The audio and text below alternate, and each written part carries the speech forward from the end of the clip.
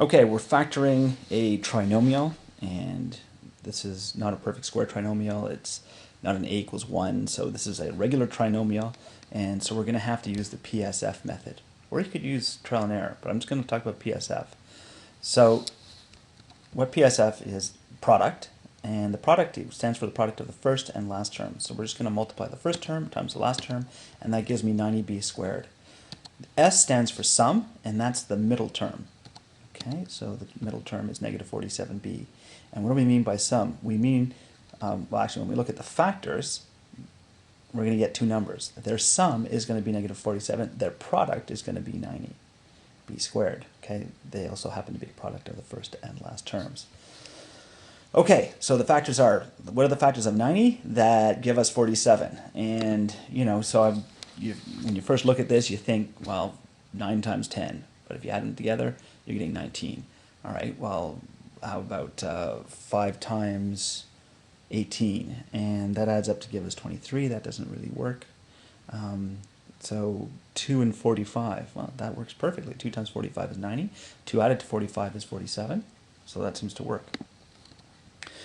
And now, because they're positive, it means these two factors must have the same signs, right? Like a negative multiplied by negative gives you a positive multiplied by a positive gives you a positive. So these two have to have the same signs. And they add up to give us a negative, means they must both be negative. Okay, so you have to use the clues here. All right, so next thing, I'm going to replace the negative 47b by negative 2b and negative 45b. Okay, there we go. So once we've replaced it, then we're going to group to factors. So we're going to look for the common factor in the first two terms. Okay, and that is 2b goes into 10b squared and 2b goes into 2b. So we pull out the 2b and we're left with 5b minus 1. All right, and then you always want to double check. 2b times 5b is 10b squared. 2b times minus 1 is negative 2b. So that works. For the last two terms, what's common is negative 9. Now, if this is negative, right, then pull out the negative. Always do that. If you don't do that, it won't work. Okay, if it's positive, then pull out the positive. Whatever this sign is going to be the sign below.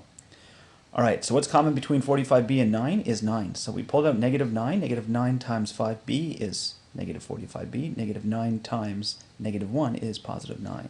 All right, notice that what we have in the first bracket and the second bracket are identical. It has to be like that. If they're not identical, then there's nothing really that you can do. So now that they're identical, I'm going to pull them out. They're the common factor. And I end up with 5b minus 1 times 2b minus 9. Okay, and that's the answer. That's all you have to do. It's just step by step. So product, sum, you get your factors, do the replacement, and then pull out what's common, and there you go. It's that simple. Have a good day.